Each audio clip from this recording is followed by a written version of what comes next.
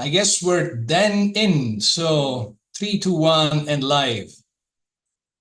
Great. Third ICORR webinar. Welcome to the whole world. Dear colleagues and friends, ladies and gentlemen, good afternoon, good evening, or good morning, depending on where you are.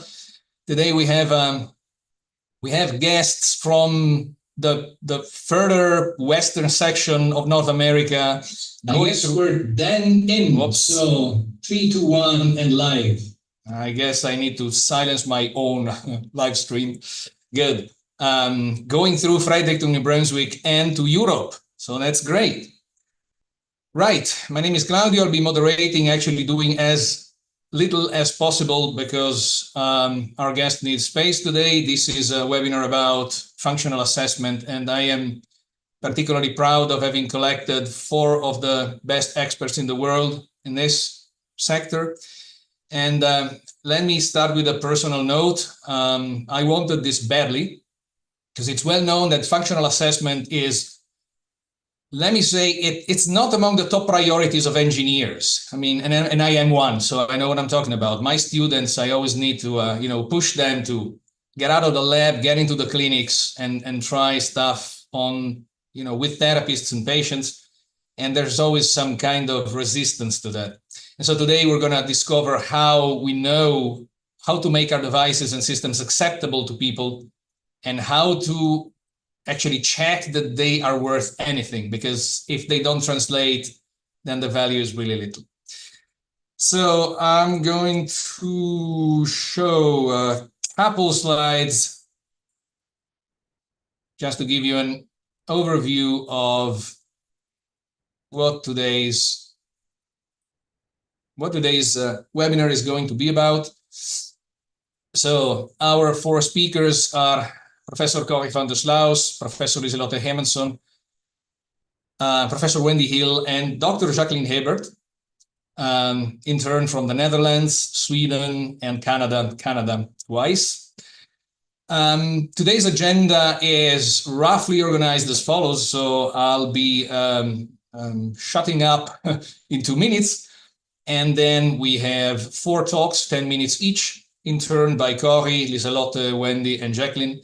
And then we'll have, 15 to 30 minutes of free panel discussion with questions by, the speakers to one another, myself, and we encourage everyone who's watching us through the YouTube live to field us questions. Write them in the chat of YouTube, and I will relay those questions to our speakers. Now, about our speakers, Corry van der Sluis from Groningen, Netherlands, is a professor and consultant for the rehabilitation medicine at the University Medical Center of Groningen. Her professional activities comprise patient care, teaching, and research. Let me show you our faces once again. Why not? So her research, Corry's research, focuses mainly on upper limb amputations and prosthetics. Innovative technologies such as serious games and VR are integrated in this research.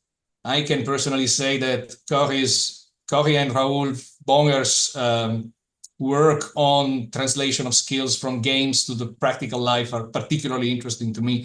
And we started teaming up about 10 years ago.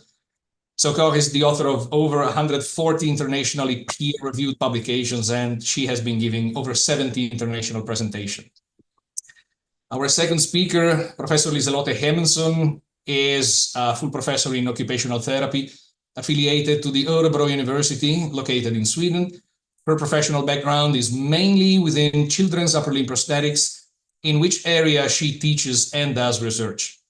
Liselotte Hermansson has developed occupational therapy training protocols and instruments to measure and follow up the progression during therapy and evaluate the outcome. One of these measures, which is one of the best known in the world, and I teach about that, is called ACMC, the Assessment of Capacity of Myoelectric Control. That protocol has received interest from both clinicians and prosthesis developers. So thank you, Corry, thank you, Liselotte, for being with us. Professor Wendy Hill is the research occupational therapist working with the Atlantic Clinic for Upper Limb Prosthetics in Fredericton, New Brunswick. That's located in the southeastern section of Canada, specializing in upper limb myoelectric fittings and providing service to the clinic, providing service to clients of all ages from all over Atlantic Canada.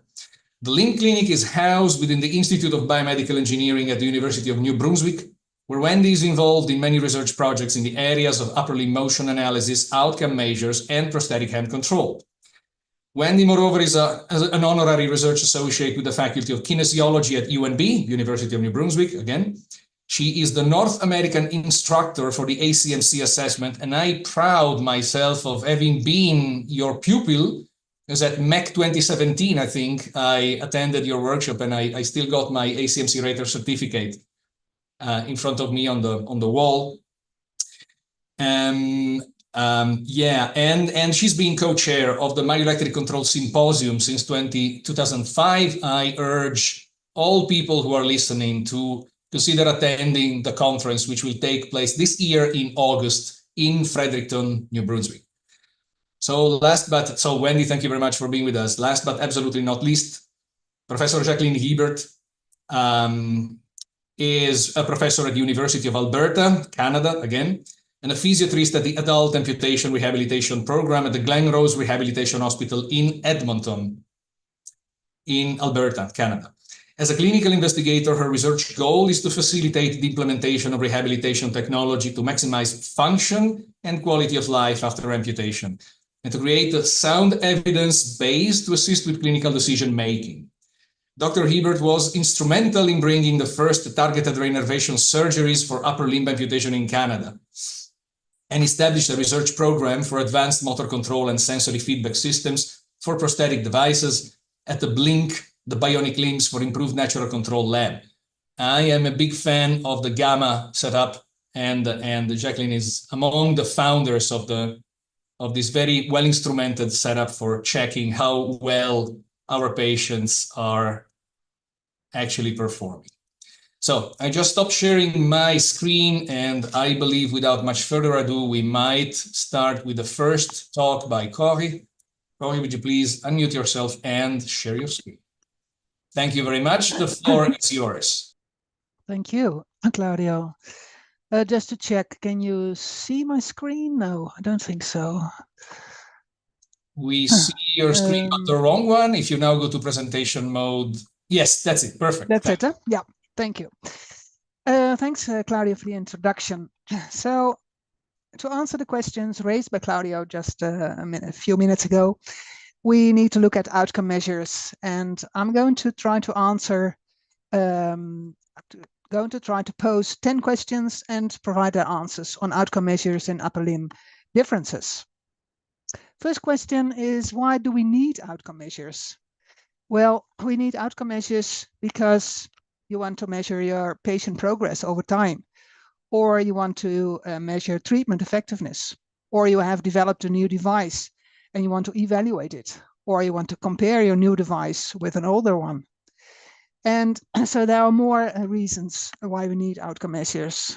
For example, also, we need data to convince policymakers and health insurance companies that we do the right things and that they are going to reimburse our treatments. Second question is, what kind of instruments are available for upper limb differences? There are a lot of instruments available. As you can see here, this is only a selection. These are more generic instruments and also instruments more disorder specific for upper limb differences. The third question is, how can we sort these outcome measures? There are a few ways to do this. We can sort them in questionnaires or in observational measurements. We can sort them in pediatric measurements or adult measurements, and some of the instruments are applicable for children and adults at the same time. But mostly we look at the International Classification of Functioning, Disability and Health, the ICF, or in case of children or youth, we look at the ICF-CY. At the top, you see the upper limb differences, and we can measure at 3 levels. Body functions, for example, pain or joint range of motion or muscle strength. Activities, so what does a person do, for example, with their upper limb prosthesis. And participation. And then we look at participation in society. for example, work or leisure activities or social relationships. And these three levels, function, activities, and participation, can be influenced by environmental factors. For example, the country you live in and all the rules this country has, or personal factors like age or gender or amputation level or education. What we also have to look at, if we're talking about activities, is capacity and performance. Capacity is what a person can do, and that is mostly what we measure in the lab, because we ask them, we ask the participants to do things that they would normally not do in the daily life. And we can also measure performance. That is what a person does do in daily life, for example, in their homes or at work. So there are a lot of things to consider. If we sort the measurement instruments into function, activities, and participation, you can see that we have quite some instruments in each level that we can measure. However, we can also see that no single outcome measure reflects all ICF domains. The fourth question is about how many disorder-specific outcome measures are available for upper limb differences. So these are the measurement instruments that are specifically made for the target population, upper limb differences.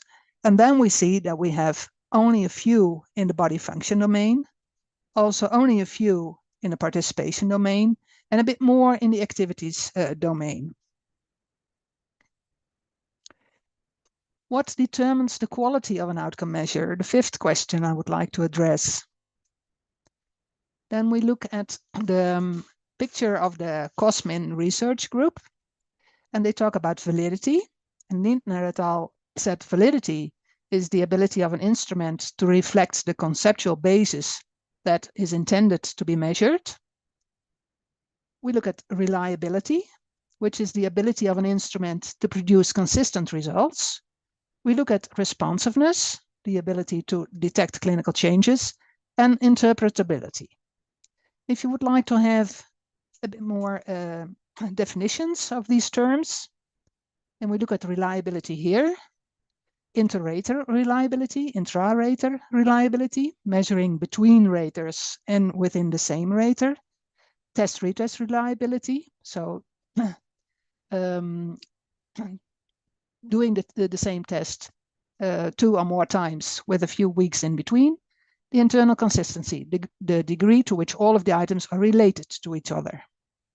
If we look at validity, then mostly criterion validity is measured as it can be related to a gold standard, or content validity, the degree to which the items or questions completely assess the domain, or construct validity, that is the degree to which the outcome measure adequately measures the underlying construct. Responsiveness, as I said, is the ability to measure a real change. And then we look at a minimal detectable change, which is a statistical figure. And it says something about whether we measure a measurement error or a real statistical change. But more important for us as clinicians is the minimal clinically important difference, which measures a real important change for a patient. And finally, we can say something about interpretability, and that is the capacity of an instrument to assess improvement, ceiling effects, or a deterioration, floor effects in a condition like upper limb differences. The sixth question I would like to address is, how is the quality of disorder-specific outcome measures for upper limb differences? To answer this question, I composed a table. As you can see on the horizontal, I put some of the most used measurement instruments, and on the vertical axis, I put some psychometric properties. If you look at this table, then you probably will see that the refined clothespin relocation tests, which is a frequently used test, has hardly been investigated on its psychometric properties. And if you look on the horizontal lines, then you can see that inter-rater reliability, test-retest reliability, and construct validity have been investigated quite intensely, but, and that you can see the red arrows, there are 4 or more white boxes, so not investigated, for all the other psychometric properties. So we can conclude that a lot of work still has to be done. The 7th question is about what determines the quality or the applicability of an outcome measure further. An outcome measure should be relevant, not only to the professional who is measuring, but also to the target population. In our case, upper limb prosthesis wearers or upper limb different patients with upper limb differences. It should not take too much time. An outcome measurement instrument should not be too costly because otherwise a lot of people will not buy it. It should preferably not have a trained rater because that also prohibits a lot of people to use the outcome measurement. The rating system should be simple and transparent, and it should also be a bit of fun to measure, because if questionnaires are too long, people will not fill it in anymore, or they skip certain questions. And if observational measures are too tedious, people will also not be willing to do it a second or a third time. What are further quality considerations? Well, let's have a look at the Southampton hand assessment procedure, which is also used quite frequently. It's a self-timed test, and it consists of abstract and ADL tasks, as you can see here on the picture. We did a bit of research in the SHAP. We measured on 4 consecutive days, and participants did the SHAP 2 times per day. And you can see here the figure. What we learned from it is that there's a strong learning effect in the SHAP. So if you do the SHAP on the first day, you are far slower than if you do it on the 4th day for the 8th time. What we also saw that there were warm-up increments. So the second time the participants performed the SHAP on a certain day, they were faster than when they did it the first day. And what we also discovered is that the SHAP does not have a transparent scoring system. You have to feed in your data in a website and you get a score, but you don't have a clue what the scoring system is. So that's why we proposed a more transparent scoring system. So all these kind of things you have to take into account if you want to use outcome measures. The 9th question, how can usage of outcome measures be improved? I think we need a core set of outcome measures, and that we need a core set for research, which might differ from a core set for clinical applicability. We need to standardize our outcome measures, and we need to do more research in the psychometric properties of this core set outcome measures. These measures then can be used worldwide. They should be easy accessible, and of course it should be cheap, simply in the rating, not a trained user. It should be quick, and it should be relevant, as I argued before. So my final considerations and my final question, what are considerations for the future? I would suggest that we develop a core set for all ICF levels in collaboration with ISPO SIGL, and that is the International Society for Prosthetics and Orthotics, the special interest group for upper limbs. If we determine this core set, then further psychometric testing of these outcome measures should be done. For questionnaires, we might consider to shift towards a CAT, computer adaptive testing, because that would prevent participants from getting bored. And we should consider that testing should have a fun aspect. So maybe we should integrate measurement outcomes in serious games, virtual reality, or web-based instruments. And finally, if we develop this core set, we should do this in co-creation with service users, prosthesis users, because only then the outcome measures will be relevant. So I addressed 10 questions for you, and I also try to answer these. I can imagine that you have any further questions, but I would suggest to put your questions in the chat and that we try to answer these at the end of all the presentations. Yes, perfect. Thank you very much. Corry? Yes, so, I will. You're up next, I guess. I will unshare my screen. Yeah. No.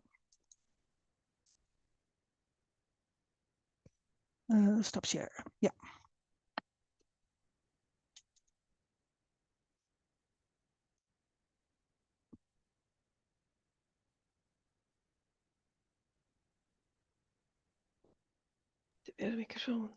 Thank you, Claudio, for your introduction and for inviting me to give this presentation. Thank you, Corry, for the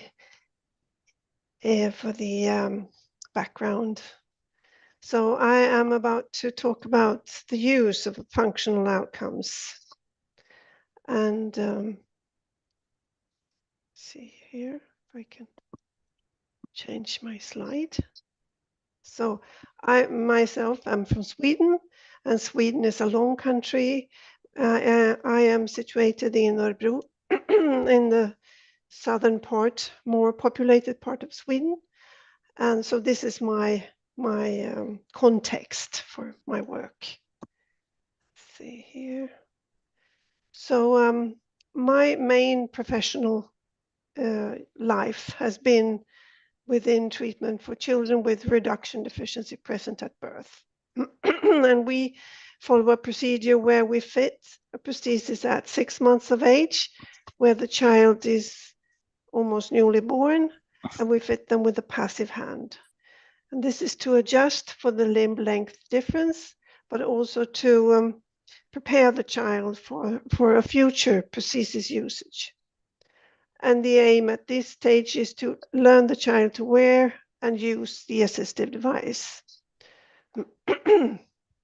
Excuse me. And when the child is about 3 years of age, the child is fitted with a myoelectric hand with a dual site electrode system. And now the aim is to learn to operate and use the assistive device. And this is often done together with the family. And you can see here, the child is trying to operate the hand, to move the hand, and has not yet found the key how to do it. So this is the first time this child is fitted with a myoelectric hand. And we fit the state-of-the-art pediatric myoelectric hands. That is, they contain 2 types of grip, the power grip, the precision grip, and the grip has 3 movements, either closing the hand, holding, that is non-active movement or non-activity in the hand, and opening the prosthetic hand to let go of the object. So to learn to use the prosthesis, the occupational therapy teaches how to use prosthesis by teaching a habit of wearing prosthesis, controlling the device, and performance of daily tasks. Because in order to use the prosthesis in daily tasks, the person has to develop these skills to control the hand and also to wear the hand. And these measurements of this can help us to assess the person's need for further training. So we have a need to evaluate the outcome of treatment, but how do we measure prosthetic control? So to me, prosthetic control, based on my clinical experience, these 6 areas are part of the prosthetic control, and they influence the control.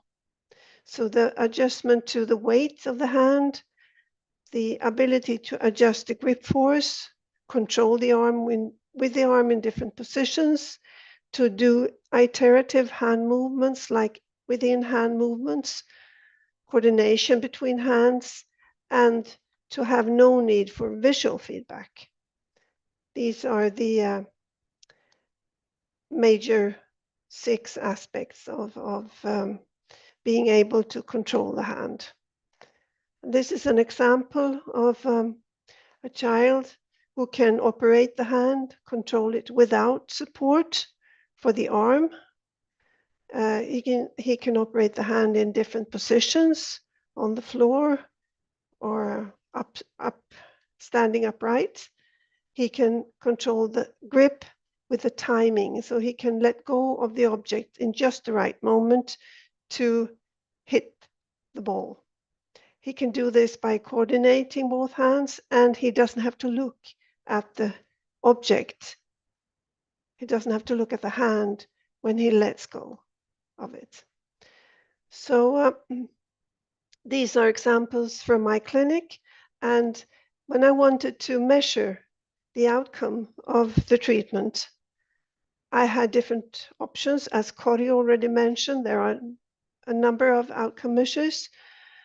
In this field, there was the box and blocks tests, where you measure the number of blocks you can move in 1 minute.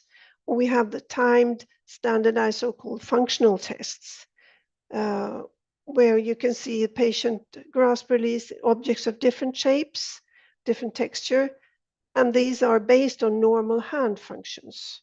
For example, Rancho Los Amigos test, Jepson-Taylor test of hand function, and more previously, the SHAP Southampton hand assessment procedure. But we already know the technical limitations of the prosthetic hand. I know that the hand can only do power grip and precision grip. So most objects or tasks can be handled with a standard Mayo hand in these tests, but they ask for different grip types. So I didn't find these tests appropriate for my need. And the tabletop assessments of this capacity for grasp and release, they were not sufficient to guide the treatment. So there was no measure of quality of control, how the quality to measure the development of the control from, for example, a small child learning to open and close the hand and to hold the object in the hand, from this stage over to the adult being able to operate the hand without visual feedback, with the arms at the back of the body. So there was a need for a new assessment, a new measure. This is why I developed this ACMC test, which is observational based, unidimensional, meaning that validity tests has shown that we measure one single construct, the capacity for control. We perform this test in daily tasks, and the statistics or the development of the test is Roche based. So we have this clinical assessment, self-chosen by manual tasks. We have a number of items, we have a rating scale, and the result is one measure of capacity for control. And this is an example of the output from a Roche analysis where you can see,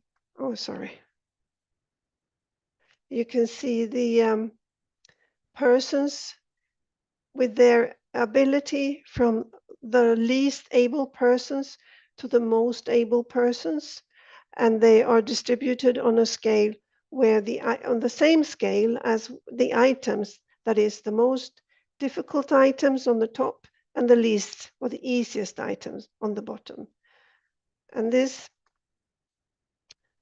so this is a hierarchy of items and persons, and when we tested, it was in accordance with our clinical experience, such as the item difficulty matches the person's ability.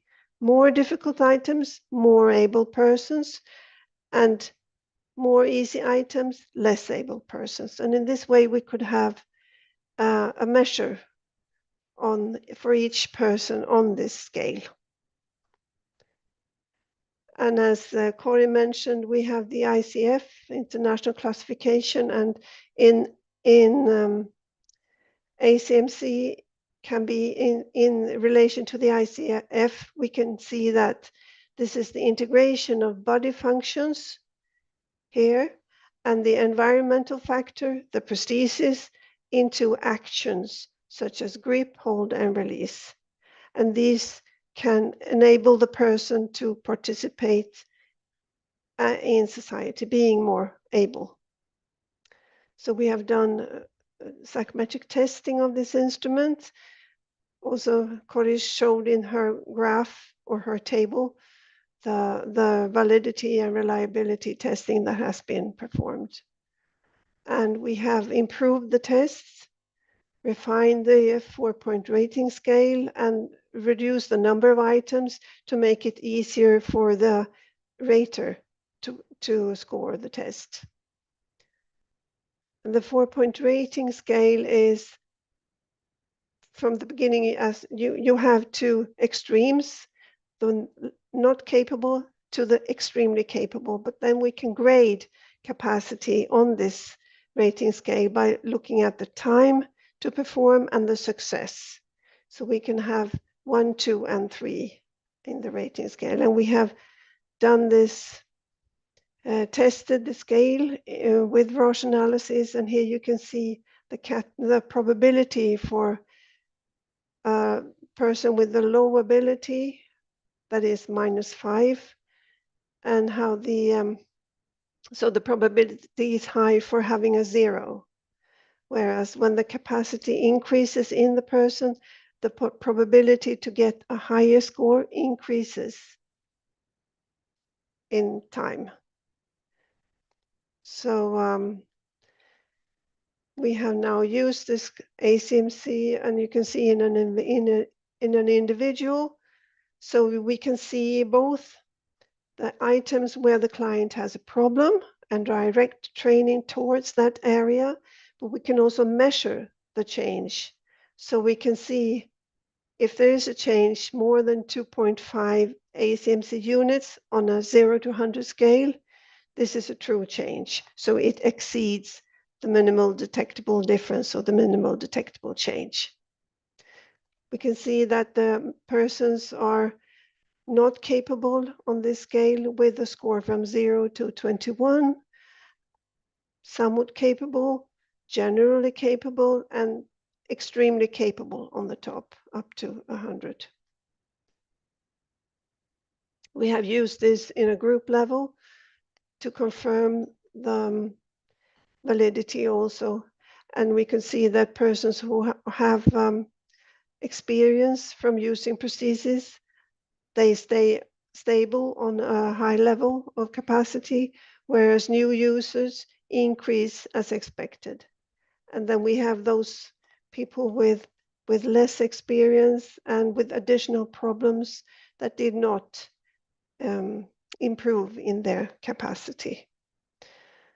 So we have also developed different tasks to use when we do the assessment, the observation, and we can see that 2 raw scores difference between the difficulty of the tasks. So the difficulty should not influence the scoring. So you can use any of these tasks. And now we are in the phase of developing new items to use or to be able to use the ACMC with the new technical development of the multifunction hands, because ACMC is not only for children, it is also for adults. So for example, the iLimb or the bionic hand, Tasca hand or whatever, we have to have items to measure also those, the capacity for controlling or operating those more advanced hands. So these are the new items that have been developed, and we are now in the phase of data collection in a collaboration between different centers to perform a new Roche analysis to see how well they fit in the original ACMC construct. And we should slowly get to the end of your talk. Okay, I'm here. I'm almost done. So yes. So I should say what aspect you're in. The functional outcomes are useful for certain aspects of function. And what I said with the previous instruments that they were not useful for my needs. But depending on what aspect you're interested in, you can have different outcome measures. Okay, thank you. Wonderful, thank you very much. Thank you. Calling to the stage Wendy, our third speaker. Okay.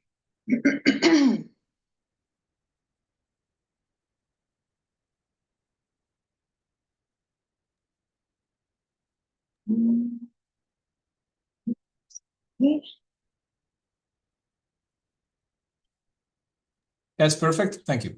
All right, great. You can see everything. Thank you so much, Claudio, for asking me to be a part of this. I'm thrilled to be among this group of researchers. What I want to talk about today is really what's in my toolbox. And as Claudio mentioned in the introduction, I'm an occupational therapist, and I work in a clinical setting within a research institute. So my job is mainly clinical. I work with children and adults with upper limb loss, but I also work with a group of engineers, and engineering students, biomedical engineering students who are doing research in this. So I will tell you a little bit about my experiences with outcome measures and what's in my toolbox from a clinical perspective, but I think some of that connection between the engineer and the clinicians will come about, I think, in the next talk with Dr. Hebert. So we'll start here. And so this slide we've seen earlier in Corry's presentation, and I do think that this is a perfect way of thinking about outcome measures. Before we decide about which outcome measures we want to use, we have to be very clear about what it is we want to measure. In my clinical role, I'm usually wanting to know, for example, what is important to my patient in deciding about an appropriate device? Or was my training effective? Has the patient learned how to incorporate the use of the hand into his life at home? If you're designing a research project, you need to be very clear about what your question is before you decide on a particular outcome measure. I've used this slide as well. Thank you, Corry. You've done such a great job in your presentation. I circled the tests in this tree to identify the tests that I'm most familiar with and the ones that I use somewhat regularly. Just because a test is discussed frequently in the literature does not mean that it is the best test to use in any given situation. And just because I have tests circled here does not mean that I necessarily recommend. That's my disclaimer. There is no single outcome measure that reflects all of the domains. That's been said, but I think it was worth repeating. So we've also looked at various types of outcome measures according to this sorting strategy. And I think this is a good method for talking about the specific measures that I use clinically. I've added advanced measures in here, although I won't speak about them specifically, but we do sometimes combine advanced measures like gaze data or motion capture with standardized measures in the research setting to get more information to answer a specific question.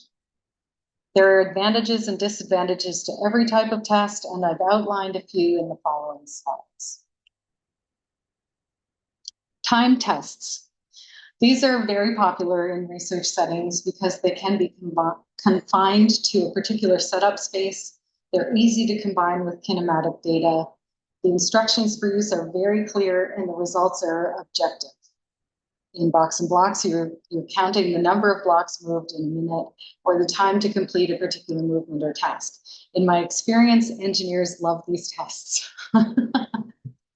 From a therapy perspective, these time tests really don't tell us much. We find that patients tend to use poor body mechanics to go faster when they're doing time tests.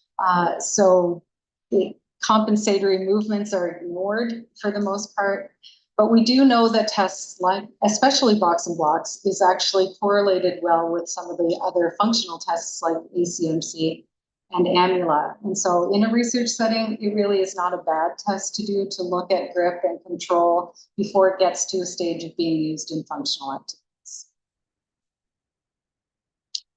You can see in these pictures that there doesn't seem to be a standard way of doing box and blocks test, and that is something that's that's very important. It's important that you do, especially when you're doing this for research, that you're performing the test in the same way with every person who does it. The table height should be adjusted for every person.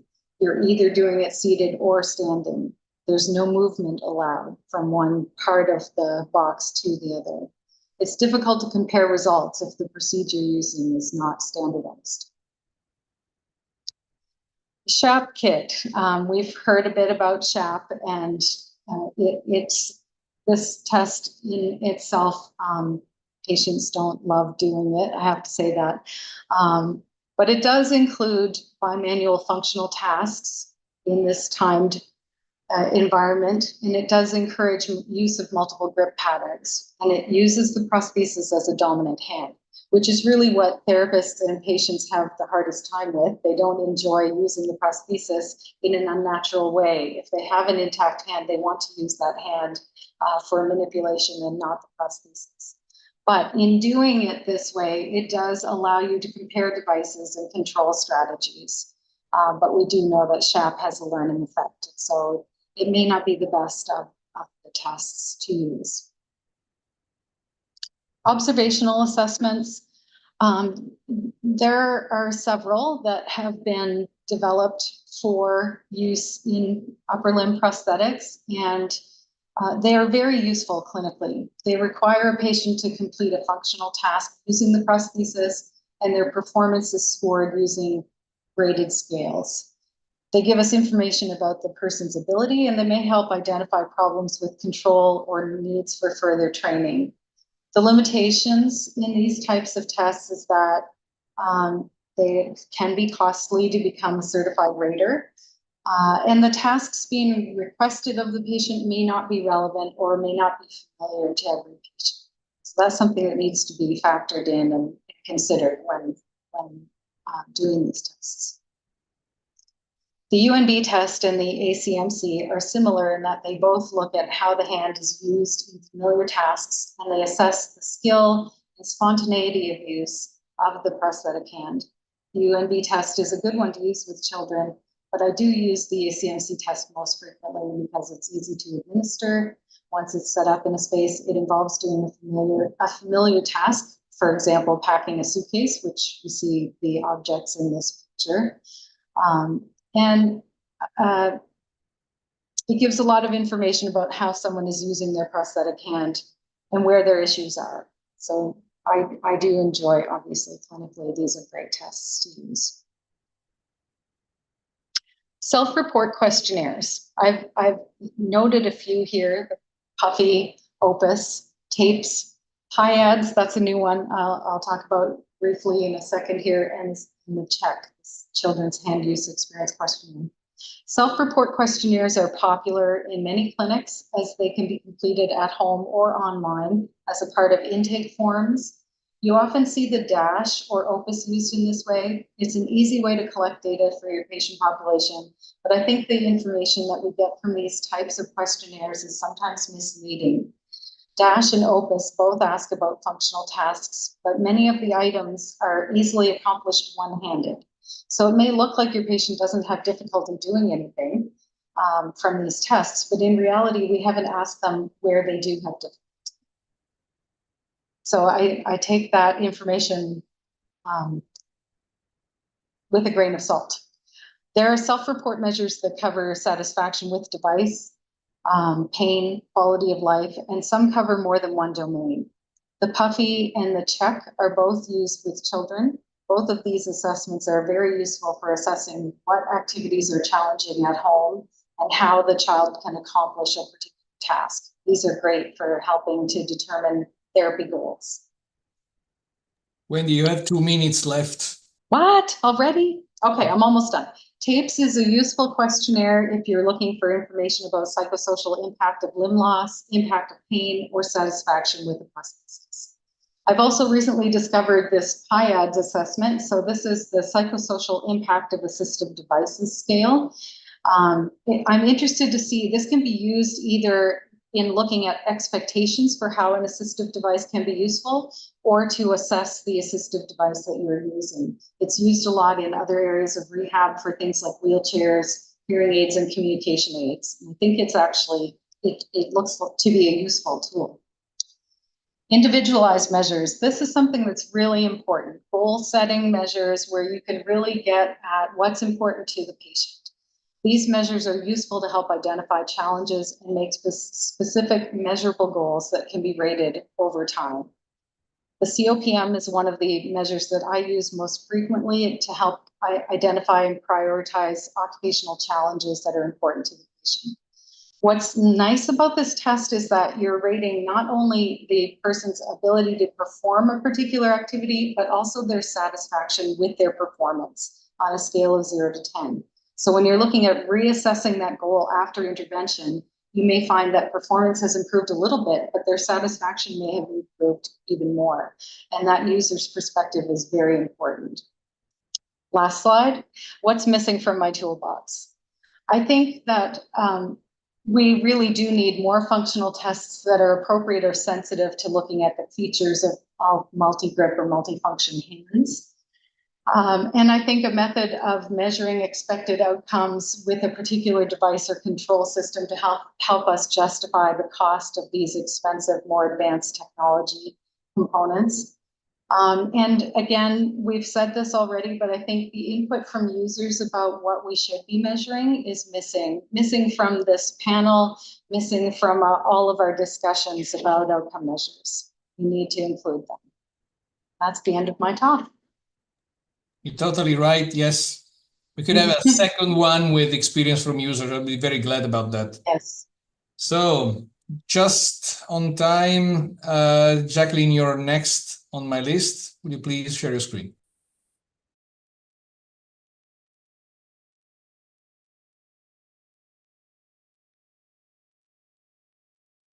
How's that?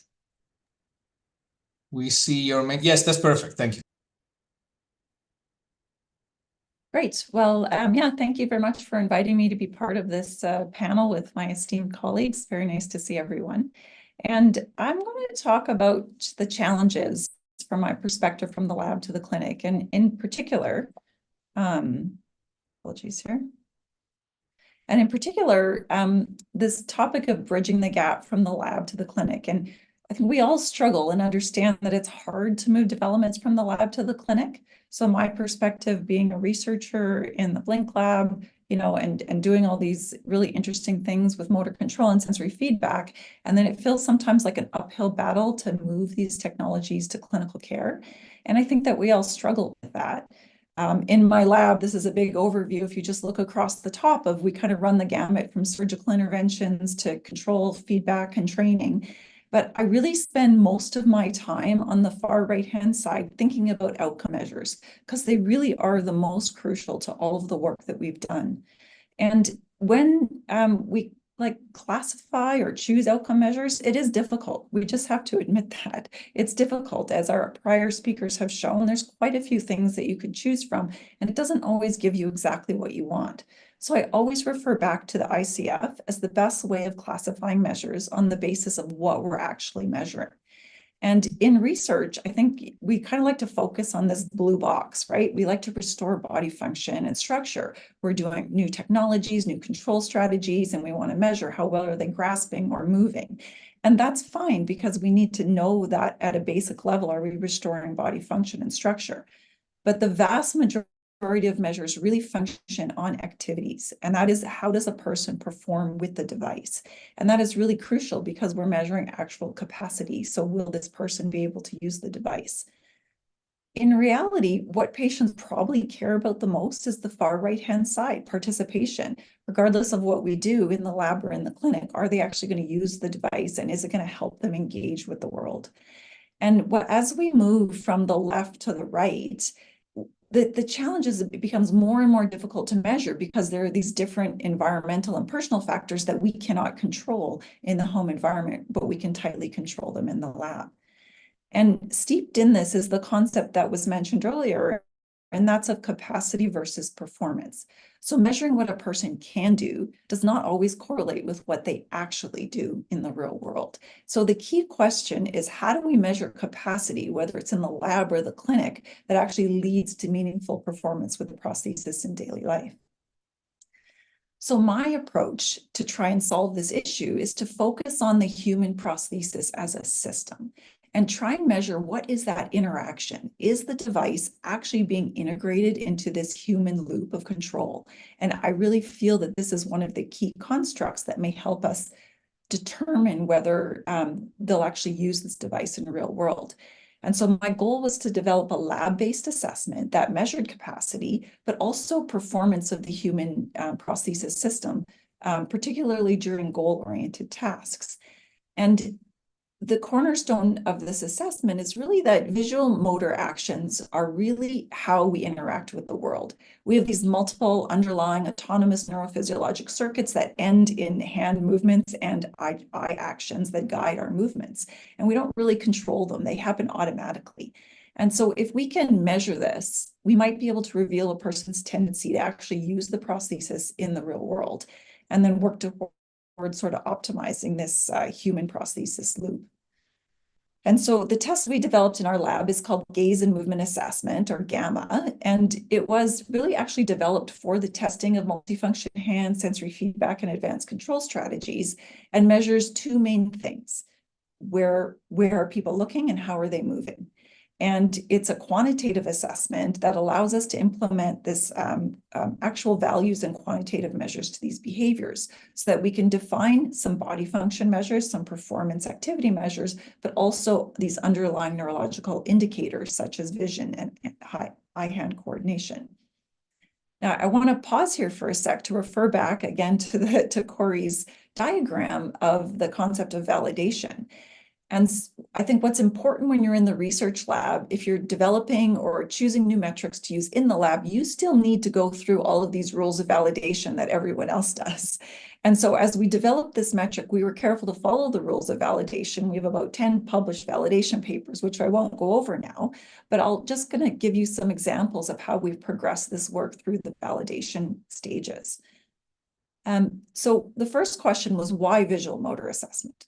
Well, we know from extensive literature that if you have an intact visual motor system, you have consistent stereotypical gaze transitions when you're performing tasks. So we started with a normative validation study, and that helped us define our content and construct validity and our test retest and inter-rater testing reliability. And we confirmed that there are these features of eye and hand movements that are very consistent across normative participants.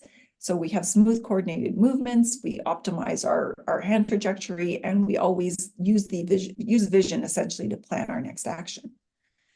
Next, when we studied prosthesis users, we showed that we could quantify how they compensate for their lack of prosthesis dexterity and sensation by fixating more on the prosthetic hand, not being able to disengage vision, and then spending more time with the object manipulation and difficulty with grasping, releasing, with less efficient movements, essentially.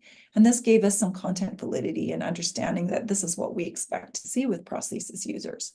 Further validation work showed that GAMMA was sensitive to detecting differences that we thought should exist, such as transhumeral prosthesis users have more visual fixation to the hand and more time in grasp than transradial users. A transradial user with a body-powered prosthesis can have a very short grasp phase and not have to look at their hook compared to someone who's using a myoelectric prosthesis.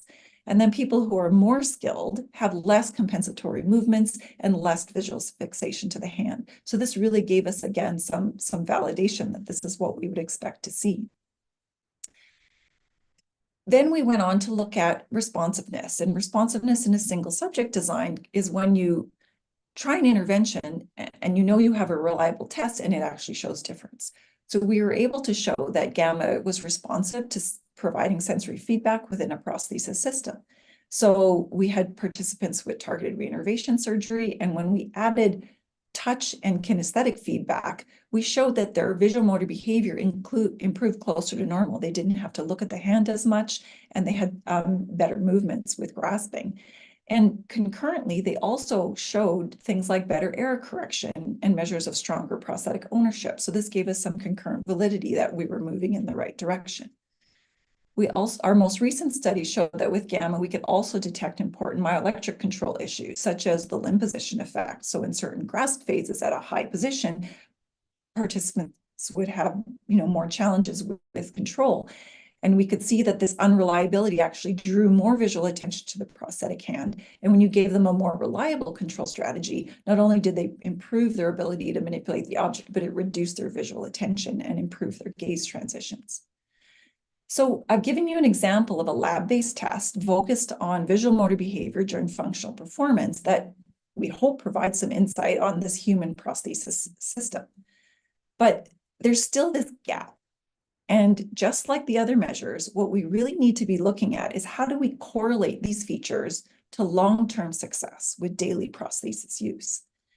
And I put this slide back in. Some of the colleagues on this call were responsible for this initial, concept of the prosthesis life cycle. When you develop something in research and you want to send it out to home use, you have to progress through these stages of function, activity, and participation. And I was greatly influenced by this concept, and I've kind of expanded this framework in my mind to include how do you consider burden of evidence and the role that outcome metrics play when you're trying to transition things to long-term home use. 2 minutes left, Jacqueline. Pardon me? 2 minutes left. Thank you. And so when you look at research and development and trying to go to first in human testing, you really just want to prove this proof of concept.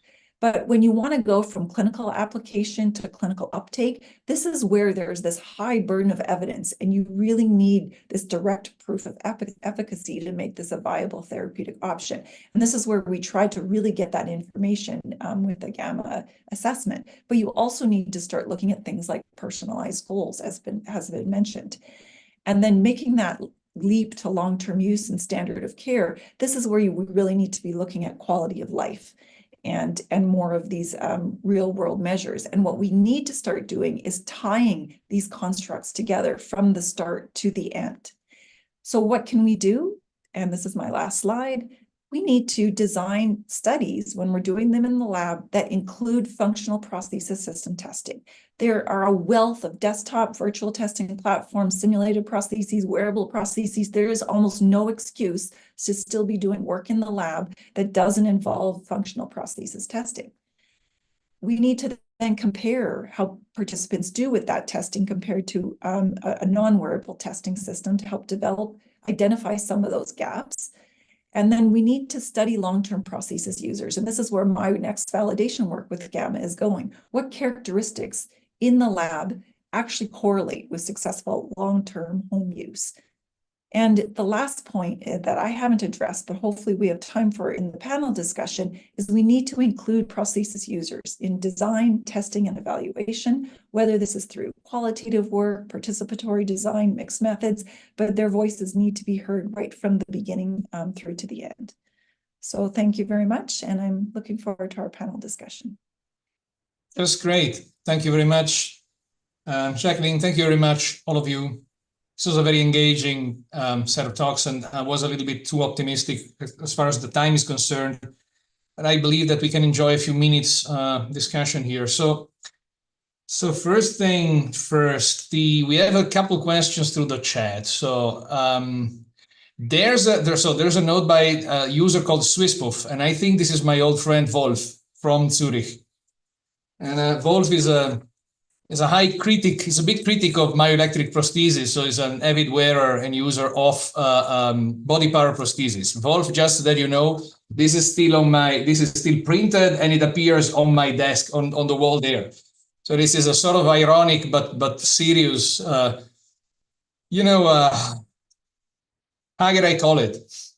Sad depiction of how myoelectric prosthesis still have a big challenger in body power prosthesis. So I'll field you a question which probably Wolf would ask directly. How would a body power prosthesis fare in these functional assessment protocols?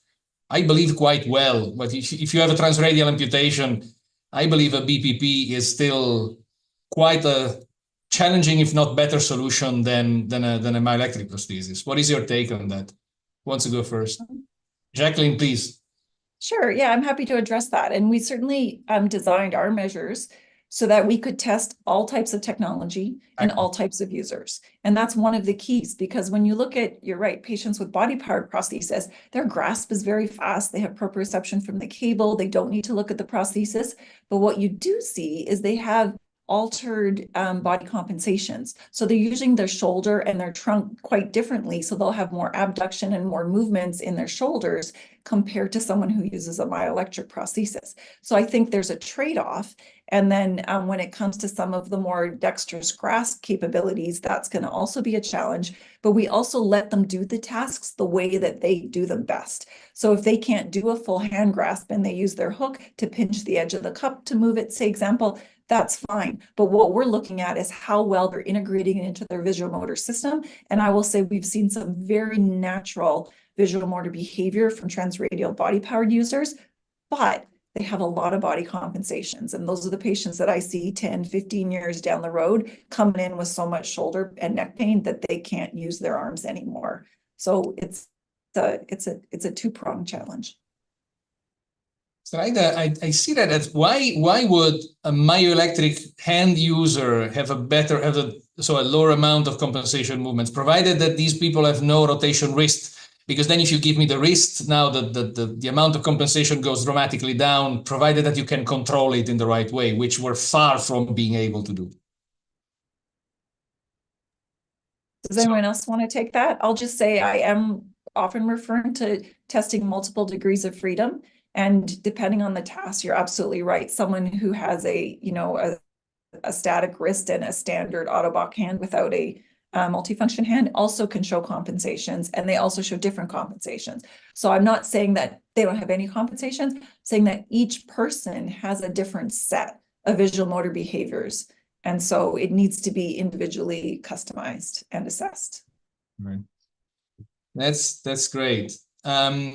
There was another question in the chat by Erkan Kapanolu. He says, so this is for Lottie, I guess. Can you explain no visual feedback needed? How can the patient change orientation for grasping without seeing an object? And then we got an answer by Wolf himself, who says no visual feedback needed. As a user, I can hit the target without looking, or I know the state of gripper without visual check. And that's because BPPs still give you an idea of how much force you're applying, right? Yeah, exactly. So, and also they can have support from, in the example with the lady who was tying her apron behind her back, that she also has information from the other hand. Ah, right. Ah, yes. Yeah. And she's a monolateral transradial, so she does have her. Yeah. You're right, but this is I have to say this is more a problem for us engineers than we're trying to make control. So the control is still the bottleneck, in my opinion, as far as the general acceptance of self-powered prosthesis is concerned, and I believe we still have a lot of. But this is a webinar about functional assessment, so I'm really happy that we have. See, in such a consortium, there's a lot more regard for the patient than usually I hear in conferences, specifically on rehabilitation robotics, and this is great. I'll ask a question to all of you in a round robin. I feel that in the functional assessment world, I feel that there's a trade-off between the simple ones, which are clearly measurable, say the SHEP or the box and blocks, but they don't, they hardly translate to ADLs, I guess. And the ones which are more realistic, the ACMC being an example, but in that case, there's a lot of subjective assessment provided by the raters. And I believe that Jacqueline's attempt at measuring the gaze and placing someone in this cage with motion tracking is an attempt at bridging the gap over there. So getting a highly realistic functional assessment protocol that we can clearly assess using objective data. Is that the case? I think you're right, but in one sense, that's only for research settings. So in clinic, we cannot have this. So we have to rely on the, so to say, objective measures or observational based. And those we are trying hard to standardize, but still there is a subjective influence or part in it. Anyone else want to add something? I would say that in clinical spaces, it's probably that we need to have more than one measure to do this. And so we're either combining something like an ACMC and some goal setting measures to get more of the patient's perspective of what's happening. But I also think that bridging the gap is more easily done if you have a therapist involved in research design and can help, answer those questions in the lab setting before it ever gets to a clinic setting. I had a question actually in that regard, maybe for you, Claudio, just knowing from that research end of working in an engineering lab, what are the barriers to having a therapist or to having therapy consultants in research designs? There's none. So actually, there's actually none. It's easier not to do it because there's fewer people involved, and you need a lot of interdisciplinary understanding if you do that.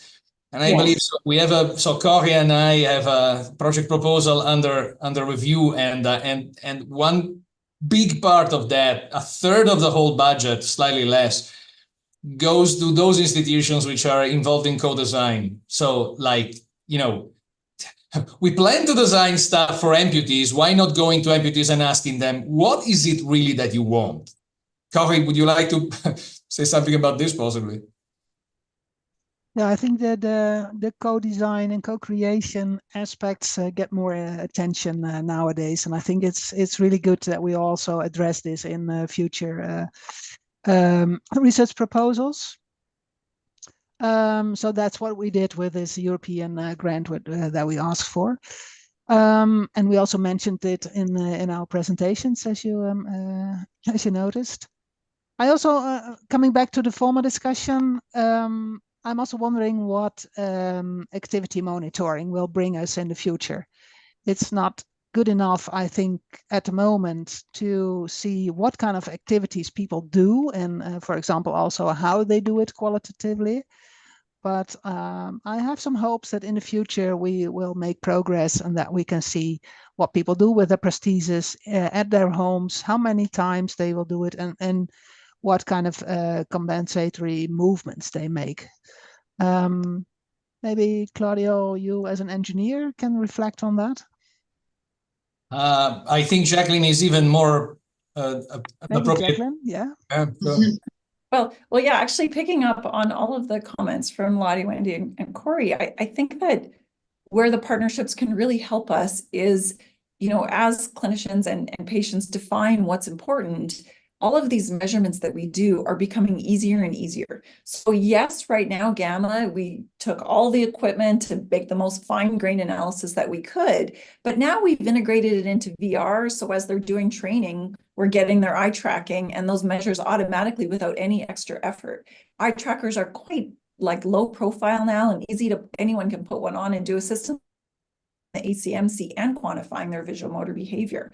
And so when we look at what's important is still to identify, what are the keys? Is it grasp duration? Is it eye latency? Is it we still need to know? And once we narrow down, in all of these measures, the commonality is this, it's how well or their timing of their gait, of their grip. And we can know that from the observational measures and from things technically like Gamma. Then we need the researchers to help us decide, how do we develop ways to implement this in the clinic so it is easily done? And I think that that's still, a few years work in progress, but having that information, you can put cameras up and do an algorithm and get all of the motion capture with 0 markers right now. So, there's all of this potential to iterate down the technology. I'm not worried about the technology burden. I think what we need to do is focus on identifying the key measures that correlate with their at-home usage, as you mentioned, Corry, and then developing the technologies that answer those questions for us. I'm also, if I can add something else to that. Yeah, so, and the technology gets every year, literally, more and more wearable, cheap, lightweight. I mean, we track the body configuration using inertial measurement units. We don't use motion capture anymore. Well, that doesn't tell you where you are around, but for instance, if you are in the gamma setup, then you don't move too much. So that can be used immediately to gather how the amount of compensatory movements. So yes, so technology gets cheaper and cheaper and more effective, and we should grab advantage of that. I got a last question by Mr. Mohades Zamani, and well, this is a wonderful question. Is there a lot of difference between the results you get in your lab and the results in the real world at home? Okay, who wants to start here? Mr. Zamani, your question has a lot of ingenuity, and it's the $100 million question, I would say. Yeah, it's a really good question, I think. And I think, I don't know, I'm not aware of any study that has investigated this particular topic. So doing the same things in the lab and using the same measurements instruments at home, but it definitely will be a huge difference, and that's my feeling. What we ask from participants in the lab is, in my opinion, totally different from what they do at home. So probably there will be a huge difference between what people do at home, and that's why we, I think, need activity monitoring or motion capture systems that can be integrated in the home situation, because it's so different from what they do in the lab versus at home. You're right. I had one question or topic that I think is also interesting, and that's what we mean by use, prosthesis use. And this is related to what you talk about, if it's in the lab or if it's in real life. So if you ask the patients, they may say that they use the prosthesis full day, but you cannot monitor any actions in the hand. So how would you value this usage? I think this is something that already Blair and Levi Hargrove highlighted, must have heard them talk in a recent conference. So they're collecting a lot of data because they have a few, I think, thousands co-op systems around. But then the point is, my personal question would be, how do you know what people were doing when producing those data? Because you cannot have a motion tracking system at home. This is clear. So there's still some very interesting statistics that are coming out. So like how often you switch the grips, how often you use this grip or that grip. The other challenge in looking at that, in looking at the usage at home, and is really who is the right person to interpret what's happening at home and what the value is of that prosthesis for that person. Yeah. You know, if they are wearing their prosthesis for very specific tasks, how is that any less or more valuable than the person who wears the prosthesis all day and either uses it or doesn't? You know, that the value for us, you know, that whole question of success and the amount of wear that a person has their prosthesis on, it's difficult. I get a little bit, I get scared thinking about how people interpret that data. Yeah. I have a comment also to Wendy. I think it was your slide. You talked about these expensive new devices and how to justify the cost. Justify the costs. And we in Sweden, or in at least my center, we use the COPM, the Canadian Occupational Performance Measure, to justify this to the ones who pay for the devices by describing how the patient performs in daily life, and that's their own words, how they themselves express the need for a typical or a specific function in a hand or so. I think those comments reinforce the issue that we do need to use multiple measures. We won't have one key. So if you have a COPM, like the only reason to look at activity is if one of the goals was to increase the activity of usage, right? If it was to have a passive hand for bimanual support, then and they reached that goal and they're not activating a myo, that doesn't mean that they didn't reach their goal. So combining, again, the question, and adding what's the patient's goal with choosing the appropriate outcome measure is key. Definitely, yeah. And one last, so one interesting remark by Wolf again. It says compensatory movements you feel after 5 days of wearing it. Neck and back gets stiff and painful. Yeah, so yeah, that's a lack of functionality or dexterity on the procedures. And then he adds that in his experience, a well-built body-powered arm is still better than a myoelectric hand. I get a last question, so a follow-up question by Mr. Zamani. So the one who asked, well, how do you compare the two things? And he asks, so what should we do to have the same results? The current literature, is it focusing on this issue or not? My view is sort of starting very, very initially, but not really focused so far. Even because there's an objective problem. So how do you monitor people at home? I mean, you could mount, a motion tracking system at home, but you can do it in one case. Whereas here we're trying to find out statistics out of a number of different cases.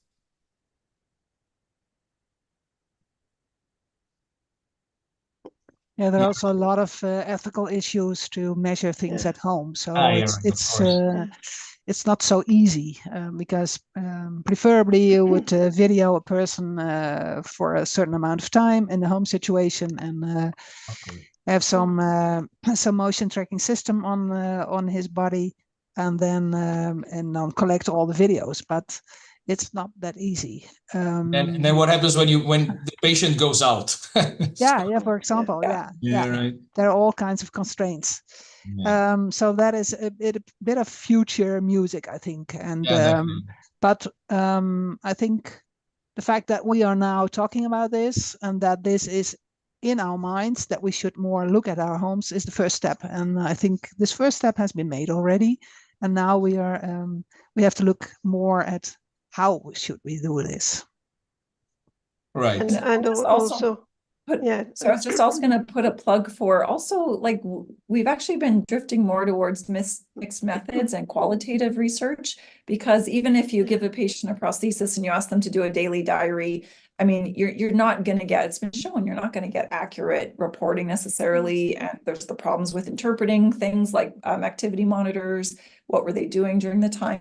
But when you talk to patients after, or participants after they've had a change in a new system at home, or even if they've just tried it in the lab for a few hours, the open-ended questions and the data that they actually spontaneously give you is the most valuable information that we ever get, whether it's to tell us how the system's performing or to tell us what we should have done differently or how we could address things in the future. So I think adding a proper qualitative methodology to any research studies is something that we should all be looking at in concert with our quantitative methods. Yeah. Fully agree. Yeah. Yeah. I agree as well. Yes, that's stuff that engineers don't like. If you don't quantify, then it doesn't exist for us. But find your clinician collaborator. Find your Wendy. That's right.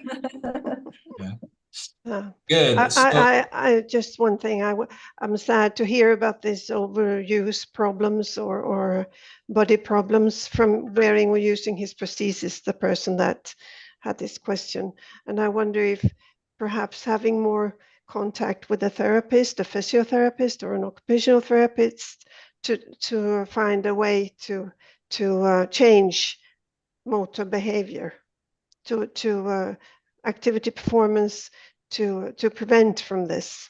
I think that's also important. I'm not sure if Wolf is still in the chat. If so, please give an indication. As far as I remember, Wolf he's an amputated person. Yeah, never mind. Since 2008, so I believe he has tried all possible solutions. Okay.